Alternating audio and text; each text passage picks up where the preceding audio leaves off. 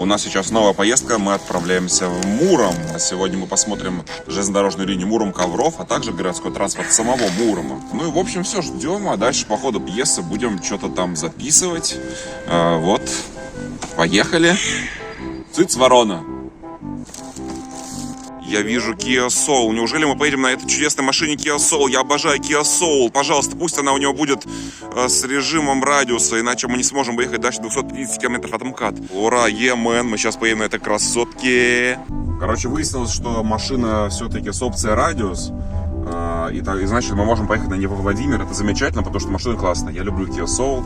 На данный момент едем во Владимир и дальше уже разберемся. Мы уехали за 250 километров от МКАДа и позвонили в поддержку, и нам поменяли, точнее, завершили мою аренду. Аренду теперь начал Миша, теперь водитель он, а я теперь пассажир. Мишаня, как тебе Kia Soul? Вообще охрененно. Красавчик. Руль удобный.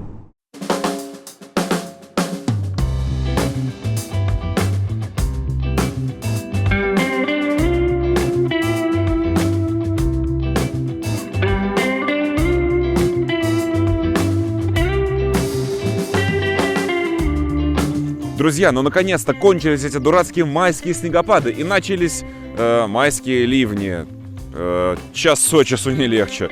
Тем не менее, мы приехали на железнодорожную линию Муром-Ковров, которая известна тем, что в свое время стала последним пристанищем тепловозов ТЭП-10, которые ездили здесь до 2006 года. Линия Муром-Ковров молодетельная и является соединительной ветвью между казанским направлением и нижегородским. И благодаря тому, что эта линия молодетельная, она еще и очень уютная. Посмотрите, сколько зелени растет на железнодорожном полотне. Кто-то скажет, фу-фу-фу, запущенность. А на мой взгляд, трава на путях придает любой железнодорожной линии такого антуражу. И можно сделать прикольную фотографию. И, кстати, прямо сейчас поедет один из немногих поездов, пригородный Орлан РА-3, который с недавних пор здесь ездит. А раньше, точнее, вполне себе недавно, в качестве пригородного поезда здесь ходил тепловоз ДМ-62 с вагонами.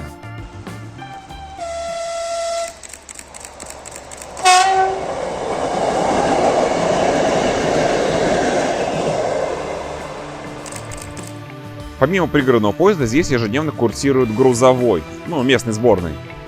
Только вот неизвестно, во сколько он поедет. Хотелось бы, конечно, его сфотографировать, потому что он может поехать с тепловозом ДВМ-62У. А еще сегодня 10 мая, и в этой связи будет специальный туристический поезд, который мы обязательно с вами тоже сегодня посмотрим. С вами Игорь Абросимов, канал Блог ЖД Фотографа. Здесь я рассказываю о поездах и городском транспорте России и стран бывшего СССР. Так что, если вам интересна транспортная тема, обязательно подписывайтесь на этот канал, смотрите другие видео. Ну а мы продолжаем наше путешествие.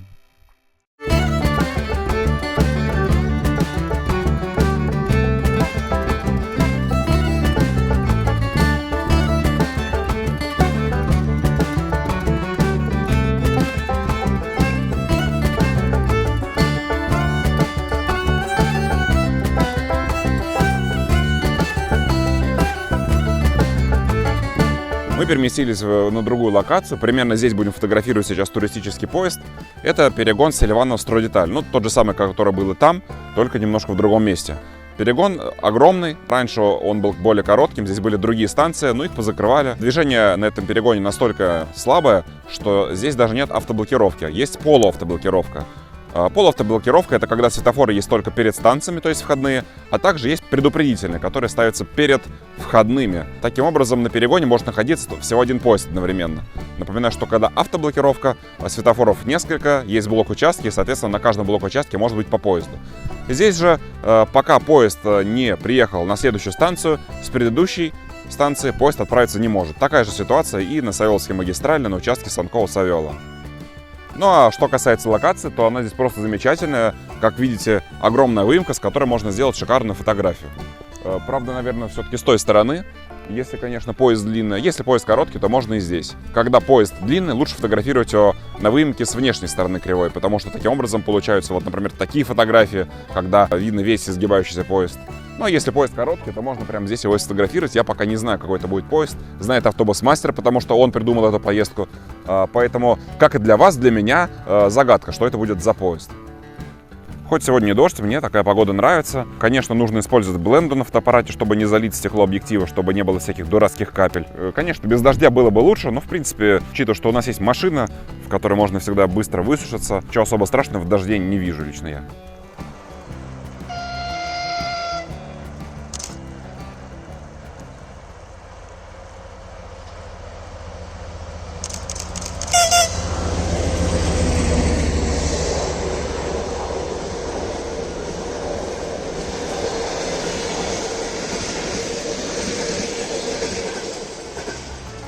Как вы уже поняли, это и был наш туристический поезд. Тепловоз ТЭП-70БС 247 с вагонами, 2 из которых в оклейке футбольного клуба «Локомотив». Лично я футболом не интересуюсь, но вот Миша очень обрадовался, потому что любит «Локомотив». Пишите в комментариях, кто круче, «Локомотив» или «Спартак». Хотя бы на сраче в комментариях просмотра заработаем, подняв активность под видео. А вот подробности об этом поезде расскажет наш дружище автобус-мастер, потому что он и устроил эту поездку. Не правда ли? Привет всем, с вами Мокрый автобус-мастер из дождливой Владимирской области. Сегодня мы приехали на малодеятельную линию Муром-Ковров. Зачем? Ведь здесь ничего не ездит, кроме РА-3. Здесь бывают интересности. В частности, сегодня здесь прошел туристический поезд номер 934 по Золотому кольцу. Так он называется. Данный поезд 8 мая отправился из Москвы, проследовал до Ярославля, где туристы могли погулять. Затем он заехал в Кострому, где туристы снова могли погулять. И вот он сегодня приехал в Муром. И стоять он здесь будет 11,5 часов под дождем. О да, кто-то по кайфу погуляет сейчас. Да. Пофоткать с конем Нелинки вместо нас. Откровенно говоря, что пошло бы с этим поездом, какой локомотив, мне было неизвестно. Какие вагоны поезда, мне было неизвестно. Однако, можно сказать, что там и повезло, и, может быть, не очень. Тут как посмотреть.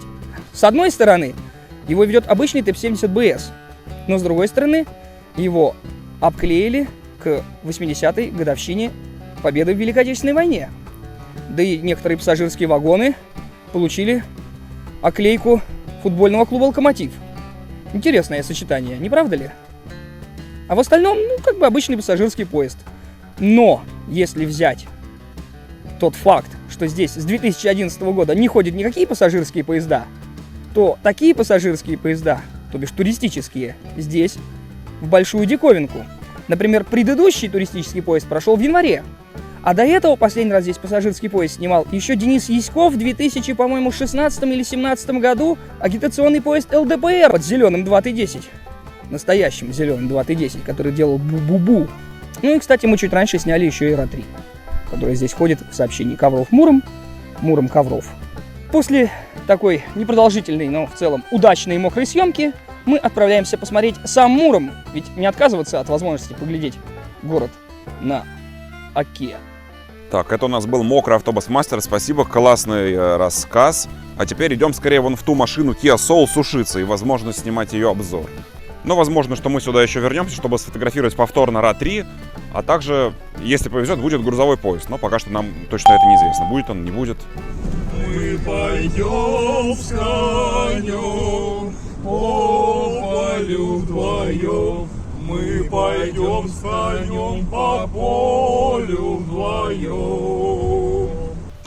Ну и погодка сегодня.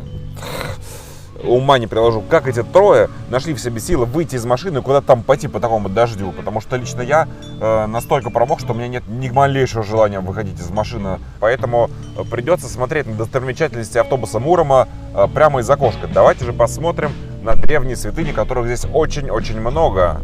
Так, например, вот эта древняя красота, это Свято-Троицкий женский монастырь, который был основан в 1643 году. Вот он такой вот очень красивый, потрясающе выглядит. Значит, вот эта милая постройка с одним куполом белая, это надвратный храм 1648 года. Вон там за деревом Троицкий собор 1643 года. Ну, как вы видите, он за деревом, я не хочу выходить из машины, поэтому вот он фотографии из интернета, как выглядит эта чудесная красота. Вот это памятник Петру и Февронии Муромским. Также здесь есть деревянное зодчество, вот этот вот храм преподобного Сергия Радонежского, который перенесен сюда в 1975 году из села Красное Мариенковского района.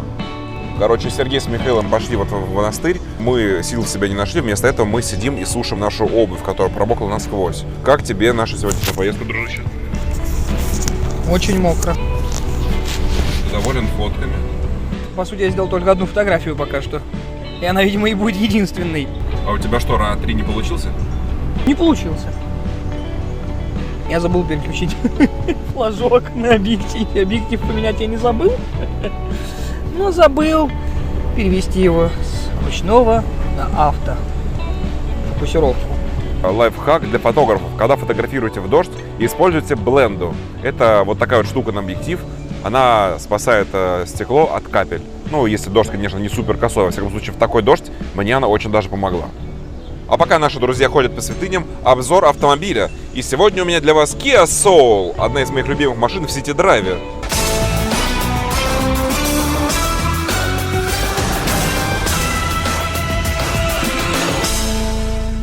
Выглядит Kia Soul вот так. Конечно, внешность у автомобиля весьма неоднозначная. Многие зовут его ботинком, а как по мне, такая внешность это вообще не баг, а фича, потому что как минимум она запоминающаяся. Не такая же безликая картонка, как какая-нибудь Renault Arcana, а со своим стилем, со своим дизайном, пускай спорным. Но зато этот автомобиль узнаваемый в толпе. Поэтому за внешность определенно можно поставить 8 Geely Cool Rave из 10. Вот такая вот у нее чудесная приборная панель, все такое скругленное, такой приятный руль, такой вот, я даже не знаю, как это сказать, такое все круглое, со скруглением, так приятно держать в руках, вот да, какой приятный руль. Смотрите, здесь есть вот такие вот кнопки управления мультимедиа, это громкость, это переключение треков, а еще здесь есть круиз-контроль. Но самое главное, что здесь есть переключение режима вождения. Очень полезная штука, например, в городе я обычно пользуюсь эко-режимом, когда не нужно быстро разгоняться. Ну а вот на трассе, если нужно кого-то обогнать, я включаю спорт-режим, и тогда машина дает больше оборотов и быстренько обгоняет препятствия. Вот такие вот здесь органы управления стеклоподъемниками, как и во всех машинах, регулируемые зеркала. Вот такие вот стильные рукоятки, чтобы открыть дверь. Вот такая чпок. Закрыл, открыл, потом вот так. Но я не буду открывать, там мерзкая погода. Такая вот мультимедиа. И, кстати, преимущество этой машины в том, что можно подключить телефон по блютику и увидеть навигацию. Ну, сейчас какой-то сбой произошел, она иногда тупит и вылетает. Но в целом можно без кабеля подключить телефон и смотреть в карту вот здесь, на этом экране, что очень удобно. Например, в том же Cool Ray или в Cherry Tiggo 7 Pro только можно подключить карту, если используешь кабель. И еще очень круто, что здесь весь климат-контроль — это кнопки и вот такие вращающиеся регуляторы. То есть не нужно залезать куда-то там в компьютер, где-то там искать менюшки, как в Hawaii или Jolyon, а просто вот так вот раз и меняешь температуру с помощью вот этого вращающегося регулятора. И, конечно же, вот это вот селектор выбора направления тоже очень удобный. Не джойстик, а привычная такая груша с кнопкой, очень приятная на ощупь. Короче, машина замечательная. Так, вот ему не нравится внешность машины, но тем не менее он хочет что-то сказать. В этой машине со сомнительной внешностью я нашел очень большой жирный плюс. Она очень хорошо сушит мою обувь. Твое мнение очень важно для зрителей. Пожалуйста, что еще ты хотел бы добавить про Kia Soul? Есть здесь один очень, мне кажется, конструктивный просчет. Так сказать, округлые формы машины в вертикальной плоскости, да, приводит к тому, что когда вы открываете окошко, даже незначительно, при косом дожде, вот он дождик, к вам попадает в окно, даже даже вот если вот так вы откроете окно, дождик, нет, даже так капает. То есть вот эта вот часть, вот она, понимаете, да, потому что вот выгнутая поверхность. Регистрируйтесь в сити-драйве с моим промокодом VRMGDB и бронируйте эту машину и катайтесь на ней, пока она еще есть, потому что она уже довольно редкая. При регистрации с моим промокодом вы получите бонусные баллы на первые 2 поездки, а я тоже получу бонусные баллы с ваших 2 первых поездок. Регистрироваться можно без стажа вождения и с 18 лет. А еще сити-драйв есть уже вот в этих вот городах. Вы можете туда приезжать и бронировать машину. По итогу Kia Soul — это неплохая машина для дальней поездки одного дня, но только при условии, что у вас мало вещей. 4 рюкзака, 4 фотоаппарата и 2 мешка с едой мы запихали в ее крошечный багажник еле-еле. Пришлось сначала достать оттуда слона и жирафа. И если вы поняли мою шутку.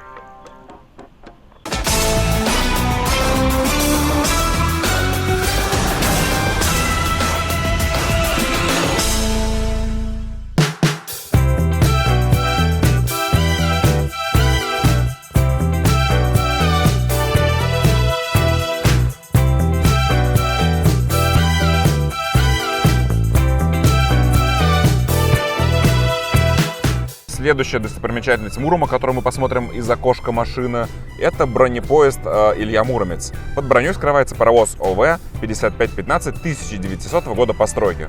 Сам памятник был установлен в 1972 году. И едем дальше. Мы приехали на набережную Оки. Здесь, помимо всего прочего, расположен главный памятник города Мурома. Памятник герою русских былин Илью Муромскому. Вот он. Статуя воздвигнута в 1999 году. Но какое здесь благоустройство? Благоустройство здесь никакое. Здесь просто поле, уложенное плиткой. Есть фонари, есть скамейки, есть мусор, который не вывозился уже как минимум со вчерашнего празднования 9 мая.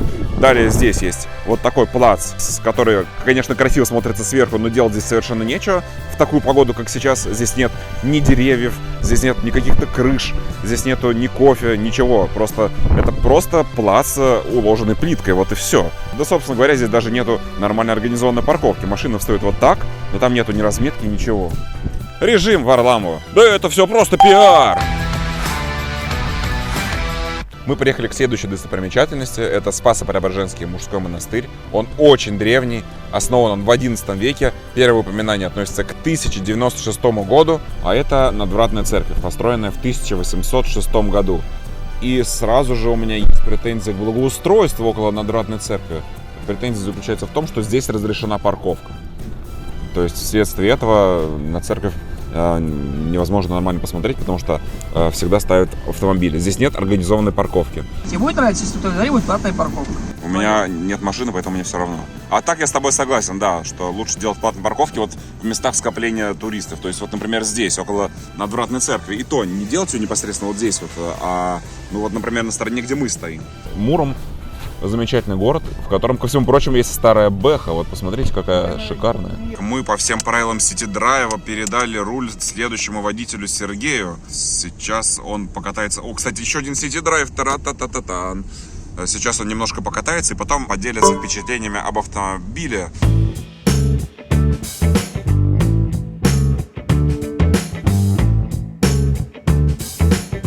Мы сейчас едем по Мурому. Как видите, здесь даже пытались сделать какое-то благоустройство. Есть вот такая красивая плиточка на тротуарах.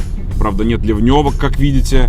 Но это проблема многих российских городов, к сожалению. Ну, конечно, есть некрасивый забор. Вот это что такое вообще? Какое-то изуродованное с серым сайдингом здание. Вот это, видимо, детский садик. Тоже какая-то постройка в сайдинге. Но смотрится более-менее норм. Вот, кстати, смотрите, шикарная, просто красивая архитектура такая с наличниками. Да, спасибо Мишане, что открыл окно. Смотрите, какие желтые такие наличники и зеленые здания. Есть вот такая прикольная панелька с изящными балконами. Есть какая-то современная штуковина. И мы в очередной раз из исторического красивого центра приехали вот на эту непонятную улицу Войкова, где нет никаких достопримечательностей. И если, конечно, вы не любите удивительно редкие автобусы, и их здесь есть.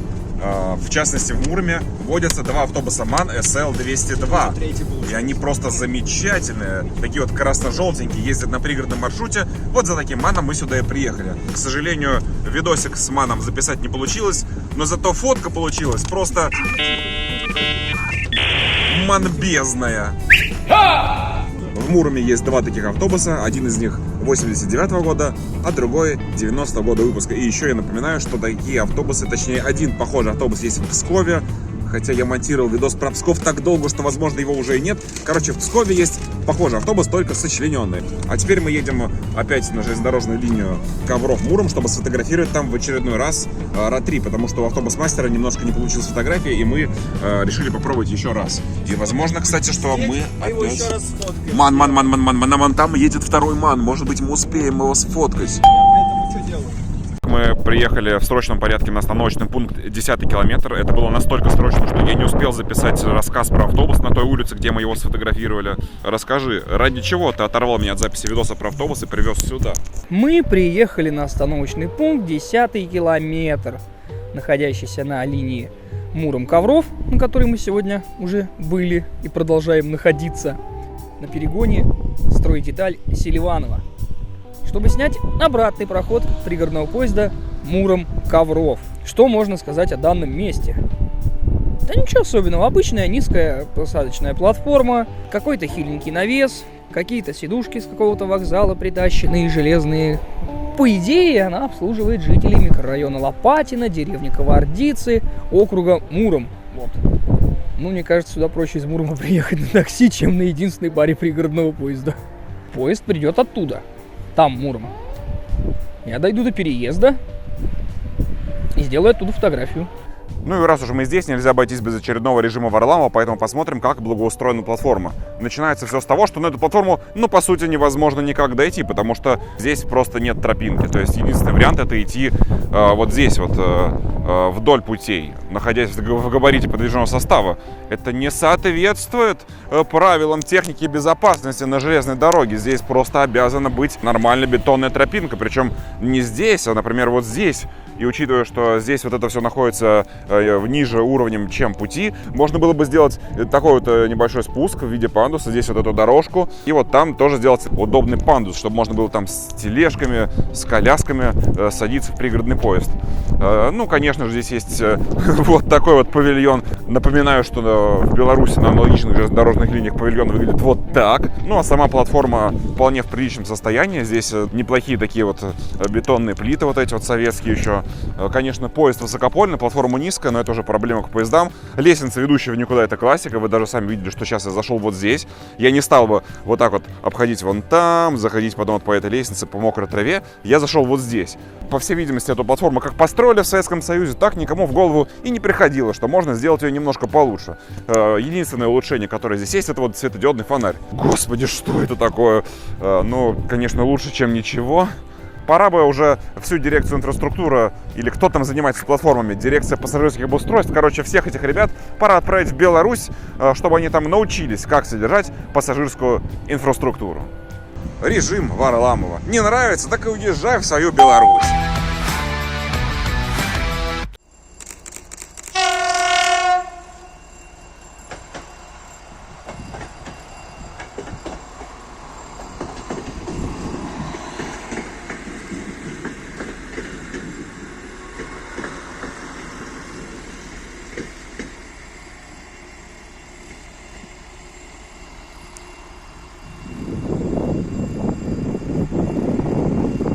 Как я уже говорил, пригородный поезд на линии Муром-Ковров представляет собой дизель-поезд РА-3.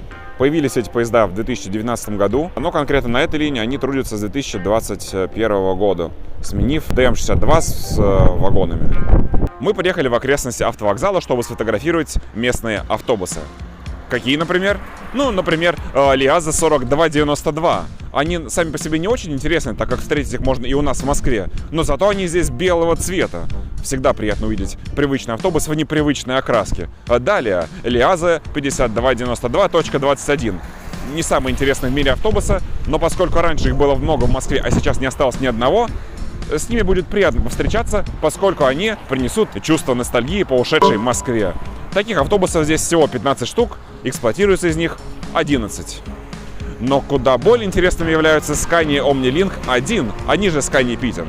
Этих автобусов в Муроме 11 штук, из них работают 8, но они весьма круты, потому что, во-первых, это автобусы из 2000-х годов, которые уже тогда были построены по всем современным технологиям, с низким полом, с тихим дизелем, с хорошей шумоизоляцией, чего не могли сделать на Лиазе. Эти автобусы весьма редкие для российских городов, мало где они еще есть. Сходу могу вспомнить только Выборг, Гусь Хрустальный. А вот, например, в Москве они эксплуатировались в 2010-х годах на маршруте в торговый центр Мега в городе Химки. Они ездили от метро Войковская. Ну и также в Муроме есть всякая скукотища. Луидор, Волгобас 5298.G8, это маршрутка, по сути, ПАС 3205. Есть Кавза Аврора, но все эти автобусы, на мой взгляд, не представляют никакого интереса, поэтому, естественно, гоняться я за ними не буду. Если так мимо проедет, конечно же, сфотографируют для кучи. И я надеюсь, что еще и автобус-мастер что-то нам расскажет об автобусах Мурома в дополнение к тому, что я сказал. И просто специально сейчас это записал, потому что он, честно говоря, немножко в нем настроении, и я боюсь, что он ничего нам не скажет, поэтому на всякий случай записал весь этот материал сам. Тем более, что и у меня получается неплохо, ведь я и сам своего рода автобус-мастер. Ага, сейчас, хотел Сканию, черта с два. Только что мне позвонил автобус-мастер и сказал, что, оказывается, она проехала вот там. То есть она не разворачивалась на конечной и не ехала этой же улицы обратно, а просто развернулась через квартал, и я остался без желтенькой Скании. На самом деле, я, конечно, уже снял желтую Scania OmniLink, но на фоне дурацких рекламных плакатов, которых по всем Муроме просто овер дофига. Вот смотрите, вон страшная вывеска, вон реклама, полно визуального мусора, ну, по крайней мере, здесь, на окраине. Обалдеть, это же Шкода Фелиция. Такая машина была у меня. Вы можете помнить ее по 2 видосам из Гусь Хрустального, а также по видосу из Рязани. К сожалению, в 2023 году я ее продал, потому что она сгнила. Что можно сказать в конце этого видео? Я не могу даже сказать свое мнение о городе Муроме, потому что, по сути, я его даже не видел из-за дурацкого дождя, который все планы нам порушил. Ну да, увидели какие-то исторические артефакты, советскую застройку, храмы из окна автомобиля, но толком даже не погуляли. Так что это не обзор города, а влог из очередной поездки. Пишите в комментариях, как вам видос. Ставьте лайки, смотрите на канале другой контент и, конечно же, подписывайтесь на спонсорские площадки, например, на Бусти, ведь там отснятый материал выходит почти что сразу, а не спустя год, как получилось с несчастным видео про Псков, которое на момент записи этого видео я даже не закончил монтировать, хотя отснял его год назад. В общем, спасибо еще раз за просмотр и до новых встреч!